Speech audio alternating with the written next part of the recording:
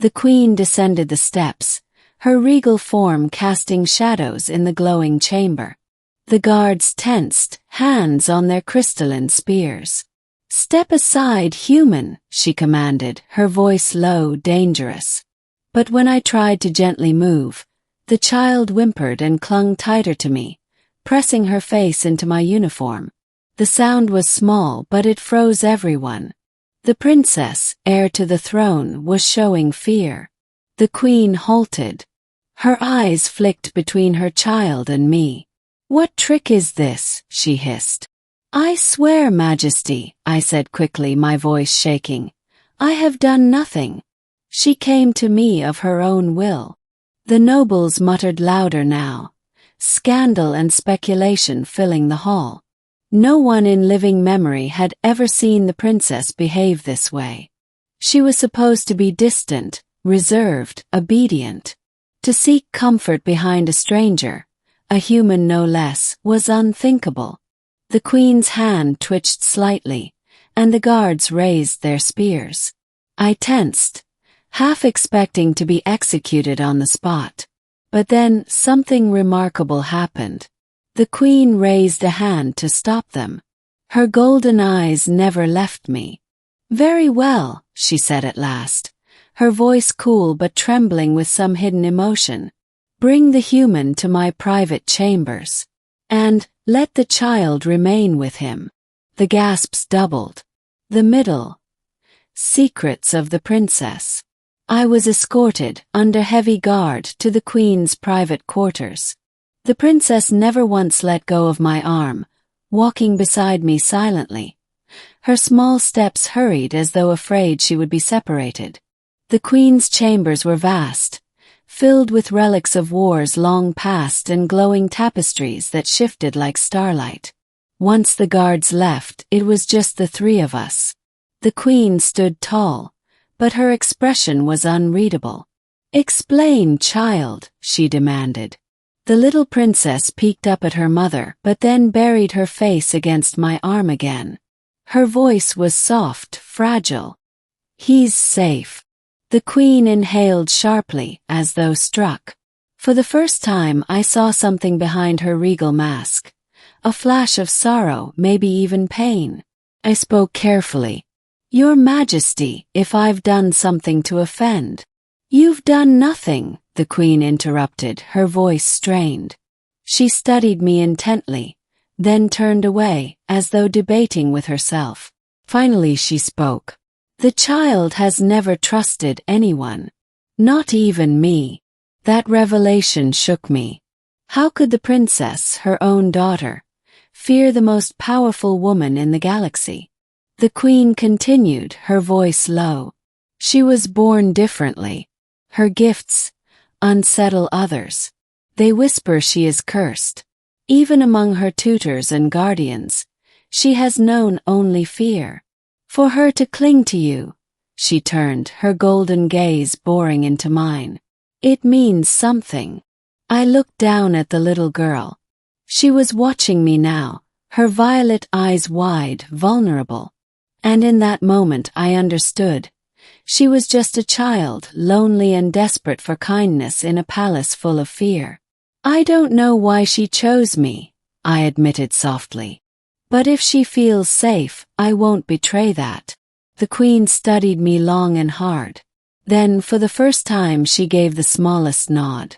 "Palace intrigue." Word spread through the palace like wildfire. Everywhere I went, nobles stared, guards whispered, and servants kept their distance. The human engineer, protector of the princess, that was how they saw me now. The child, whose name I learned was Arya, followed me constantly. She sat near while I worked, asking quiet questions about human ships and tools.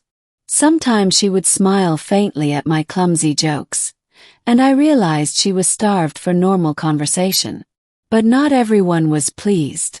One night, as I returned to my quarters, a figure stepped from the shadows. Lord Valen, the Queen's most ambitious advisor. His tall frame loomed over me, his jeweled eyes cold. You tread dangerous ground, human, he said. The child is delicate. For her to attach herself to you threatens the balance of power here. I didn't choose this, I replied firmly. She did. That is exactly the problem. His lips curled into a sneer. The queen is blinded by her affection. But others of us will not allow a human to influence the future heir. His warning was clear. From that night I watched my back. The attack. Tension in the palace grew. Rumors of plots and coups whispered through the halls. Arya clung to me even more, sensing danger in the air. Then it happened. During a grand banquet, with nobles gathered in glittering splendor, the lights suddenly dimmed. A pulse reverberated through the walls. Before the guards could react, a squad of masked assassins burst into the hall. Chaos erupted. Blades of living energy flashed. Arya screamed. Guards rushed forward. And in the middle of it all, Arya stood frozen, terror in her violet eyes. Arya! I shouted, sprinting toward her. One of the assassins lunged, blade raised. Without thinking, I threw myself between him and the child. Pain seared my arm as the blade grazed me, but I grabbed a fallen spear and swung desperately. The assassin fell back. Arya cried out, clutching me. Around us, battle raged. The queen herself rose, her golden eyes blazing as she unleashed a storm of power that shattered the air. Yet even as her enemies fell, more assassins closed in around us. Then something extraordinary happened. Arya screamed, not in fear but in defiance. Her violet eyes blazed brighter than I had ever seen. A wave of energy erupted from her small form, hurling the attackers backward as though struck by an invisible storm. The entire hall froze, stunned. Arya collapsed into my arms, trembling. I held her tight. The queen strode forward, her robes aflame with golden light. She looked at me, not with suspicion now, but with gratitude. You protected her, she said quietly. She protected herself, I corrected, though my arms tightened around the child. The ending, a new bond. In the days that followed, the palace returned to uneasy calm.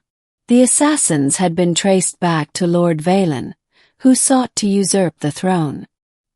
He was executed, his name stricken from history. But what lingered most in the minds of the people was not the betrayal. It was the sight of their princess unleashing power beyond imagining, and of the human who shielded her without hesitation. The queen summoned me privately once more. Arya sat beside me, her small hand in mine. You have changed everything, the queen said, her voice softer than I had ever heard. The child trusts you, and because of that she has shown the strength within her. Perhaps you were meant to be here. I bowed my head. Majesty, I only did what anyone should.